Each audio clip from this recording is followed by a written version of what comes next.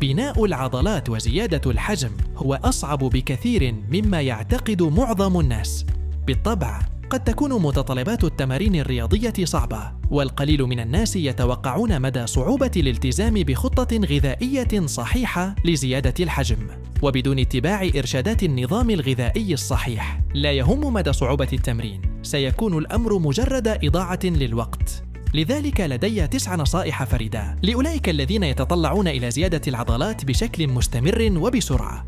وأول نصيحة هي أن تعتاد على الشعور بالشبع، بنفس الطريقة التي ستضطر فيها أحياناً إلى القبول بالشعور بالجوع عند تقليص السعرات الحرارية. أعلم أن هذا قد لا يبدو معقداً جداً، ولكنني أقول إن هذا هو السبب الرئيسي الذي سيمنع معظم الناس من زيادة الحجم.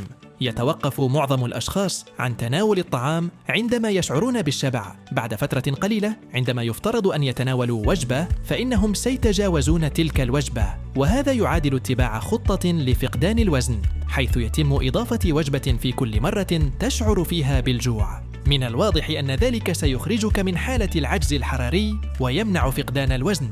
النقطة هنا هي أنه إذا كنت تريد زيادة الحجم بسرعة، عليك أن تعتاد على عدم الأكل عندما لا ترغب حقاً في تناول المزيد. ولا يوجد وسيلة حقيقية لتجنب الشعور بالشبع إذا كنت تخلق عجز السعرات الحرارية باستخدام الأطعمة الصحية. فما أعنيه بذلك هو أن أي شخص يمكنه إضافة الكثير من السكر إلى نظامه الغذائي وزيادة سعراته الحرارية. ولكن إذا كنت تتبع خطة زيادة الحجم الصحيحة، فإن الكربوهيدرات لديك لن تكون من السكر، بل ستكون من أشياء مثل الأرز البني والبطاطا الحلوة والشوفان. جميع مصادر الكربوهيدرات هذه تحتوي على مواد غذائية تعزز بناء العضلات بشكل أفضل من السكر، ولكنها تشبع أكثر بكثير. لذلك تناول 300 إلى 400 غرام من الكربوهيدرات يومياً يعتبر أمراً صعباً جداً باستخدام مصادر صحية لبناء العضلات. وهذا هو السبب في عدم وجود طريقة حقيقية لتجنب الشعور بالشبع، ويجب عليك قبول ذلك والمضي قدماً عبر الشعور بعدم الراحة إذا كنت ترغب في مواصلة زيادة الحجم بشكل مستمر. شيء آخر يجب عليك فعله هو زيادة كمية الكربوهيدرات بشكل كبير. يحصل البروتين تقريباً على كل الفضل عندما يتعلق الأمر ببناء العضلات، ولكن الكربوهيدرات مهمة تقريباً بنفس القدر، لأن بناء أي شيء خاصة العضلات يتطلب الكثير من الطاقة. لسوء الحظ يخشى الكثيرون من الكربوهيدرات، أو ببساطة لا يدركون كمية الكربوهيدرات التي يحتاجونها لزيادة الحجم. لا تكن واحداً من هؤلاء الأشخاص، لأن هناك العديد من المزايا في اتباع نظام غذائي غني بالكربوهيدرات أثناء زيادة الحجم.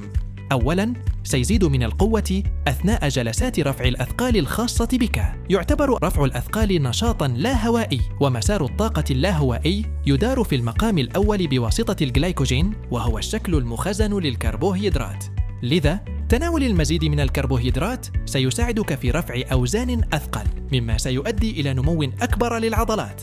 والفائدة الأخرى هي أنه يحقق تأثيراً توفيرياً للبروتين، وهذا أمر مهم، لأنك تريد أن يتم استخدام البروتين الذي تأكله طوال اليوم لإعادة بناء وتكبير العضلات التي تم تحطيمها. وسيساعدك نظام غذائي غني بالكربوهيدرات على البقاء في وضعية بناء العضلات عن طريق استخدام الكربوهيدرات لتوفير الطاقة التي يحتاجها جسمك، وفي نفس الوقت يحافظ على البروتين ليستخدم لبناء العضلات. سيؤثر نظام غذائي ذي كمية معتدلة إلى عالية من الكربوهيدرات إيجابياً على هرمونات بناء العضلات مثل هرمون الذكورة، ويقلل من الهرمونات التي تمنع نمو العضلات مثل الكورتيزول. لذا تأكد من أنك تأكل كمية كافية من الكربوهيدرات، ويمكن أن تتراوح هذه الكمية من 4 إلى 7 غرامات من الكربوهيدرات لكل كيلوغرام من وزن الجسم، اعتماداً على عدة عوامل متغيرة مثل معدل الأيض وتمارينك. التالي هو إضافة مخفوق زيادة الوزن إلى نظامك الغذائي. لا أوصي باستخدام مساحيق زيادة الوزن الجاهزة، لأنها عادة ما تحتوي على بعض التركيزات منخفضة الجودة من البروتين المخلوط مع الكثير من السكر، وتباع بسعر مرتفع. بدلاً من ذلك، يمكنك تحضير مخفوق زيادة الوزن بسعرات حرارية أعلى باستخدام الطعام الحقيقي. طريقتي المفضلة لتحضير ذلك هي استخدام الخلاط وإضافة نصف كوب من الشوفان وملعقتين من مسحوق البروتين وموزة كاملة وملعقتين من زبدة الفول السوداني ثم الحليب. يعتبر هذا المخفوق مثالياً إذا كنت تواجه صعوبة في تناول ما يكفي لتحقيق أهدافك اليومية. يمكنك أيضاً تناول هذا المخفوق بعد التمارين، ولكن قم بتبديل الحليب الكامل بالحليب قليل الدسم لتحقيق امتصاص أسرع. مكمل آخر يمكن أن يساعد وهو الكازين. الكازين هو مصدر بروتين مستمد من الألبان ويهضم أبطأ بكثير من بروتين اللبن الذي يتناوله معظم الأشخاص بعد التمارين.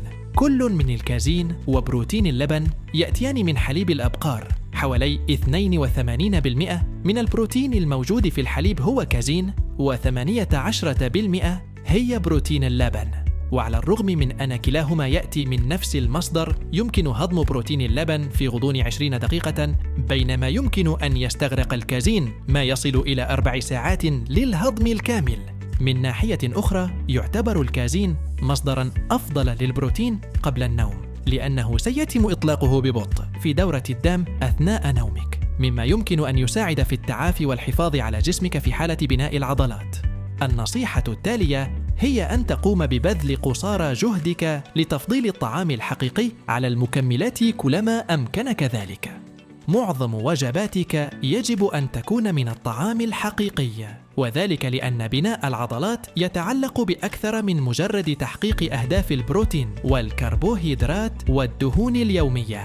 الحصول على جميع المغذيات الكبرى مهم، ومخفوق البروتين يمكن أن يساعدك في الحصول على تلك المغذيات الكبرى، ولكنه لا يساعد عندما يتعلق الأمر بالمغذيات الصغيرة. العديد من المغذيات الصغيرة التي توجد في الأطعمة الحقيقية ذات البروتين العالي مثل السمك والبيض تكون مهمة جداً لعملية بناء العضلات. في الواقع، وفقاً للدراسات الحديثة، قد تزيد المغذيات الصغيرة الموجودة في مصادر البروتين من استجابة نمو العضلات. التالي هو هيكلة وجباتك الرئيسية حول وقتين رئيسيين في اليوم: الإفطار وبعد التمرين. يمكن بالطبع بناء العضلات حتى أثناء تخطي الإفطار بالكامل، ولكنه ليس مثالي. حتى إذا تناولت كازين قبل النوم سيهضمها جسمك خلال ساعات قليلة. لذلك بحلول وقت الاستيقاظ ستكون في حالة نقص النيتروجين. نريد إعادة جسمنا إلى حالة بناء العضلات في أقرب وقت ممكن عن طريق تناول وجبة إفطار مليئة بالبروتين. بعد التمرين يكون جسمك في وضع مماثل.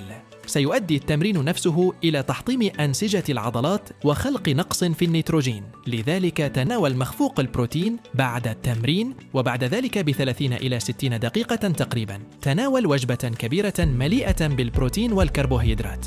فعل ذلك لن يعيدك إلى حالة نقص النيتروجين، بل سيعيدك إلى حالة بناء العضلات. وبتناول كمية كبيرة من الكربوهيدرات بعد التمرين سترتفع نسبة الأنسولين في جسمك، مما يساعد في نقل البروتين إلى خلايا العضلات. المكمل الأخير الذي أرغب في الإشارة إليه هو الكرياتين، وقد أثبت باستمرار أنه آمن وفعال لنمو العضلات.